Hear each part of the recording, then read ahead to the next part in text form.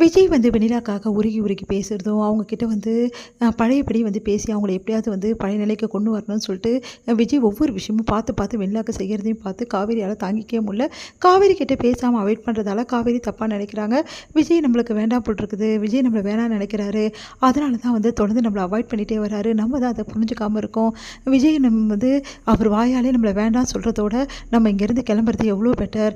அப்போ தான் வந்து அவருக்கும் வந்து நல்லது, நம்மளுக்கும் நல்லது.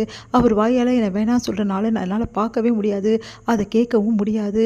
அதனால் வந்து அவர் சந்தோஷமாக இருந்தால் போதும், நம்ம விரும்புகிறவங்க சந்தோஷமாக இருந்தால் அது போதும் நம்மளுக்கு. அவரை நான் அவ்வளோ நேசிக்கிறேன், அதனால் அவரோட சந்தோஷம் தான் எனக்கு முக்கியம். அவருக்கு வெண்ணிலா தான் பிடிச்சிருக்குன்னா அவ கூடவே வாழட்டும் அப்படின்னு சொல்லிட்டு காவேரி முடிவெடுக்கிறாங்க. இந்த சூழ்நிலை காவேரி வந்து யாருக்கும் தெரியாமல் லெட்டர் எழுதி வச்சுட்டு விஜய்க்கு வந்து வீட்டை விட்டு கிளம்பி போயிடுறாங்க.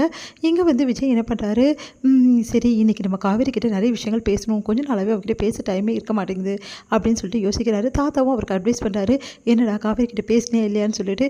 இல்லை தாத்தா, பேச டைமே கிடையாது, இங்கே பாரு இப்படி நேரம் நீ இல்லைன்னு சொல்ல காவேரிக்கு உனக்கு உள்ள தூரம் அதிகமாகிடும்டா, சொன்னால் புரிஞ்சுக்கோ அப்படின்னு.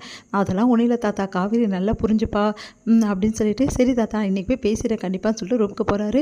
ரூமுக்கு போயிட்டு காவேரி தேடுறாரு. காவேரியில் எங்கே போயிருப்பா அப்படின்னு சொல்லிட்டு யோசிக்கிறாரு. வந்து லெட்டர் ஒன்று கிடைக்குது அவருக்கு. அந்த லெட்டரை பார்த்து அதிர்ச்சி அடைகிறாரு.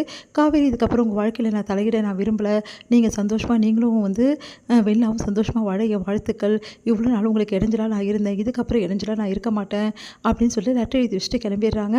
அதை பார்த்து விஜயால் தாங்கிக்க முடியல, கதறி கதறி அழறா, நீ தப்பாக புரிஞ்சுக்கிட்டேடி, நான் ஒன்றை தாண்டி விரும்புகிறேன், நீ என் பொண்டாட்டிடி, நான் உன் புருஷன்டி, நம்ம 2 பேரும் எப்படி பிரிய முடியும், நான் வெள்ளா மேலே காட்டுறது வெறும் வந்து நான் வந்து காட்டுறது வெறும் இறக்கம் தாண்டி, காதல் இல்லடி, உன் மேலே தாண்டி நான் காதலே வச்சுருக்கேன், நீ தாண்டி என் வாழ்க்கை, ஏண்டி இதை புரிஞ்சுக்காம இந்த மாதிரி பண்ண, நான் வந்து என்னடி சொல்கிறது, உன்னை ஏண்டி இப்படிலாம் பண்ண அப்படின்னு சொல்லிட்டு பயங்கரமாக அழறாரு, கதறி.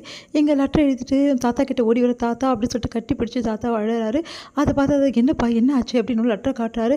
அதை படித்து நான் தலைப்பாட்டு அடிச்சுக்கிட்டேனேடா, நான் அவ்வளோ சொன்னேனே உன்கிட்ட, நீ கேட்டியா, காவேரி கிட்ட மனசு திறந்து பேசுகிறா, 2 பேரும் பேசி ஒரு முடிவுக்கு வாங்கன்னு சொன்னேனே, நீ கேட்காம இப்படி பண்ணதால் தான் காவேரி இந்த முடிவு எடுத்திருக்கா, அவள் எவ்வளோ மன அழுத்தத்தோடு இருந்ததான் இந்த முடிவு எடுத்திருப்பா, எவ்வளோ பிரச்சனையும் அவள் வீட்டை விட்டு போகணுன்னு அவள் வந்து யோசிக்க மாட்டாடா, ஆனால் நீ பண்ண வேலையில் தானே இப்படி யோசிச்சிருக்கா, ஏன்டா இப்படி காவேரி கஷ்டப்படுத்துகிற அப்படின்னு.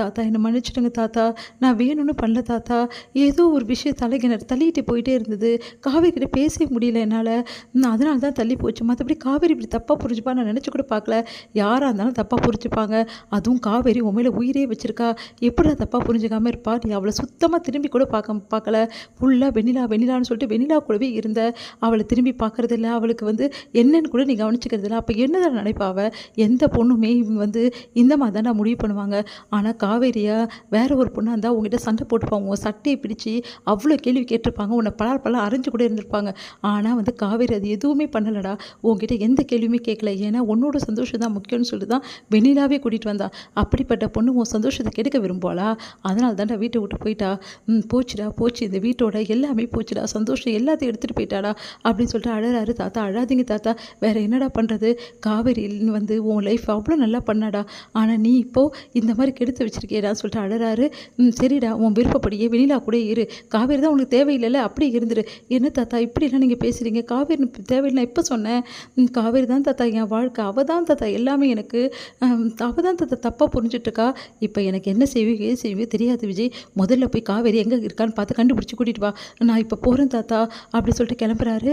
இங்கே பார், உனக்கு இன்னொரு விஷயம் சொல்கிறேன், வெண்ணிலாவை பற்றி யோசிச்சுட்டு இருக்கா, வெண்ணிலாவை நாங்கள் பார்த்துக்குறோம், முதல்ல காவேரி எங்கே இருக்கான்னு முதல்ல தேடு, புரியுதா, இல்லை தாத்தா நான் அதெல்லாம் யோசிக்கல, காவேரி எங்கே இருக்கான்னு தான் நான் யோசிச்சுட்ருக்கேன், முதல்ல போய் இதுக்கு முன்னாடி நீ போய் தேடணும், யாருக்கும் விஷயம் தெரியக்கூடாது, முக்கியமாக காவேரியோட அம்மா வீட்டுக்கு தெரியக்கூடாது, ஒருவேளை காவேரி அவங்க அம்மா வீட்டில் இருந்தால் பிரச்சனை கிடையாது, அப்படி இல்லாத பட்சத்தில் நீ அவங்க அம்மா வீட்டில் எந்த விஷயத்தையும் சொல்லக்கூடாது, புரியுதா அப்படின்னு. சரிங்க தாத்தான்னு சொல்லிட்டு கிளம்புறாரு.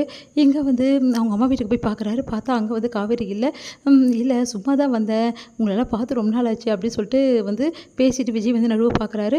அப்போ குமரன் வந்து என்ன ப்ரோ திடீர்னு வந்துருக்கீங்க ப்ரோ, உங்ககிட்ட கொஞ்சம் பேசணும் வரீங்களா அப்படின்னு. குமரன் வராரு. குமரன் கிட்ட நடந்த விஷயத்தை சொல்கிறாரு. இந்த விஷயத்தை யார்கிட்ட சொல்லிடாதீங்க, காவேரி எங்கே இருப்பான்னு உங்களுக்கு எதாவது ஐடியா இருக்கா அப்படின்னு. உடனே யோசிக்கிறாரு குமரன். சரி வாங்க தேடலான்னு சொல்லிட்டு 2 பேரும் போகிறாங்க.